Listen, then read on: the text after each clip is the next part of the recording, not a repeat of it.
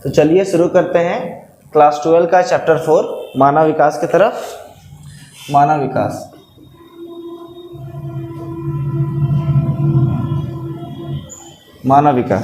मानव विकास का आज हम लोग का तीसरा क्लास है। ठीक है, 2 क्लास ऑलरेडी अपलोड किया जा चुका है। अगर आप चैनल पे नए हैं तो पहले जाकर के सारे वीडियो देखें, उसके बाद ही इस वीडियो के इस पार्ट को समझ में आएगा।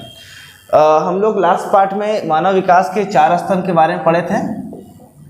ठीक है, 4 स्तंभ होते हैं। 4 स्तंभ कौन कौन से हैं वो बताए थे और थोड़ा सा हम लोग डिस्कस किए थे। तो आज हम लोग पूर्ण तरीके से इस पर डिस्कस करते हैं और आगे बढ़ते हैं। तो मानव विकास के 4 स्तंभ होते हैं, मतलब मानव विकास के खड़ा करने के लिए या मानव विकास 4 पिलर पे खड़ा होता है। तो सबसे पहला आता है समानता। समानता क्या होता है? हम बताए थे समानता का मतलब होता है इक्वालिटी, समता का मतलब होता है समानता, समानता का मतलब समता।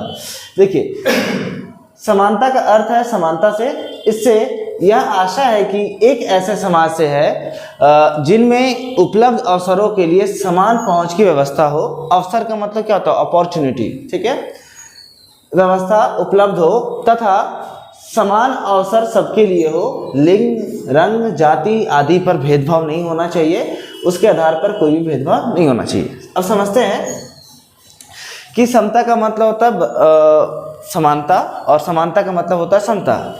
इस टॉपिक के अंतर्गत हम लोग को ये समझना है या समझना है कि अगर कोई हम लोग के समाज में, हम लोग के क्षेत्र में, हम लोग के प्रदेश में कोई जॉब आता है तो उस पर सभी का बराबर का हक हो, है ना, जिसके में योग्यता हो, जो योग्य है उनको मिलना चाहिए। ये नहीं कि लिंग के आधार पे लड़का है तो लड़का के लिए जॉब है, लड़की के लिए नहीं है। रंग के आधार पे भेदभाव नहीं होना चाहिए। जाति, ऊंची जाति के लिए जॉब है, नीची जाति के लिए नहीं है। नीची जाति के लिए जॉब है, ऊपर जाति के लिए नहीं है। तो इन आधार पे भेदभाव नहीं होना चाहिए। अगर किसी समाज पे ये समानता सबके अंदर है तो ही हम लोग का मानव विकास हो सकता है। दूसरा आता है सतत पोषणीयता।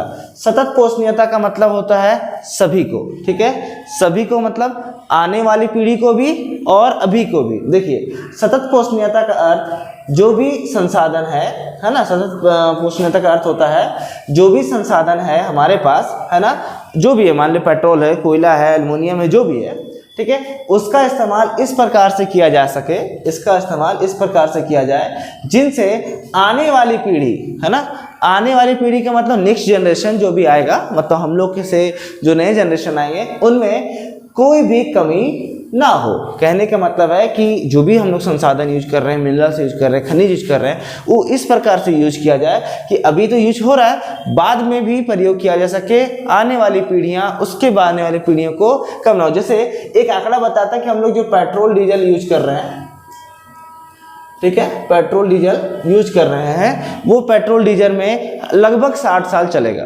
क्या चलेगा? लगभग 60 साल प्रयोग होगा।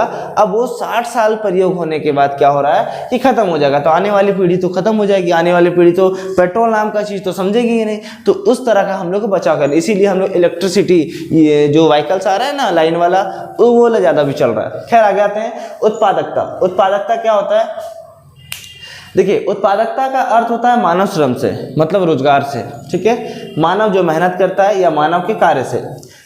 हमें लोगों को सक्षम बनाना चाहिए, मेहनत करना चाहिए। अभी सरकार आती है ना कौशल योजना, विकास, झारखंड विकास योजना, प्रधानमंत्री कौशल योजना, इस तरीके से। तो मानव श्रम की उत्पादकता को निरंतर बेहतर बनाना चाहिए। मतलब आदमी के पास जो टैलेंट है, आदमी के पास जो मेहनत है, उसमें विकास करते रहना चाहिए, है ना। लोगों को ज्ञान का बढ़ाना चाहिए, पढ़ा लिखा करके, सिखा करके, और उत्तम चिकित्सा के सेवाएं होना चाहिए। अगर मनुष्य पढ़ा लिखा हो, अगर मनुष्य का हेल्थ बहुत बढ़िया हो, स्वास्थ्य सुविधाएं सब बढ़िया हो, है ना, हल्की सी बीमारी उनको भी ना हो या गंभीर बीमारी को भी ठीक किया जा सकता है, तो क्या हो सकता है? मनुष्य अधिक काम करेगा, है ना, अधिक विकास करेगा और देश के प्रति समर्पित रहेगा। तो इसको कहते हैं उत्पादकता के अंदर रखा जाता है। नेक्स्ट आता है सशक्तिकरण। सशक्तिकरण का मतलब होता है मजबूती। ठीक है, अब ये मजबूती किनको है? मजबूती उनको देना चाहिए जो गरीब होते हैं, है ना, जो कमजोर होते हैं, जो पिछड़े हुए होते हैं उनको। अमीर लोग तो ऑलरेडी है। सशक्तिकरण का आशय यह है कि मनुष्य अपना विकल्प चुनने में, है ना, स्वतंत्र हो। विकल्प का मतलब होता है ऑप्शन। ठीक है, ऐसा नहीं है कि भाई अमीर आदमी जिसमें बोल रहा है या जिसमें पावरफुल आदमी बोल रहा है उसी को चुने, चाहे वो वोट देना का हो या कोई भी हो। ठीक है, लोगों को सशक्त करने के लिए यह बहुत आवश्यक है कि देश में निवासित का मतलब रह रहे, ठीक है, सामाजिक और आर्थिक रूप से जो समाज से पिछड़े हुए, जैसे भेदभाव होता है ना, छोटी बड़ी आती है, आर्थिक रूप से अमीर गरीब, उन लोग जो रह रहे उनको, उनमें से जो भी पिछड़े लोग हैं उनको मजबूत करना, उनको ज़्यादा महत्व देना। ऐसे महिला सशक्तिकरण का बहुत सारा उदाहरण है, सशक्तिकरण का बहुत सारा उदाहरण है, जैसे महिला सशक्तिकरण हो गया, मजदूर सशक्तिकरण हो गया, है ना। आप देखेंगे बड़े बड़े फैक्ट्री में मजदूरों का यूनियन होता है ना, कॉलेजों में छात्रों का यूनियन होता है, तो वो एक्चुअली पिछड़े हुए हैं, तो उन लोग अपना मांग बनाने के लिए, अपना मांगने के लिए, अपनी जो भी उनकी ज़रूरत होती है वो मांगने के लिए हम लोग आंदोलन करते हैं, एक ग्रुप बनाते हैं, एक मीटिंग बनाते हैं, एक गुट बनाते हैं, तो वही हो गया सशक्तिकरण में, ठीक है। तो ये मानव विकास के 4 स्तंभ हो गए।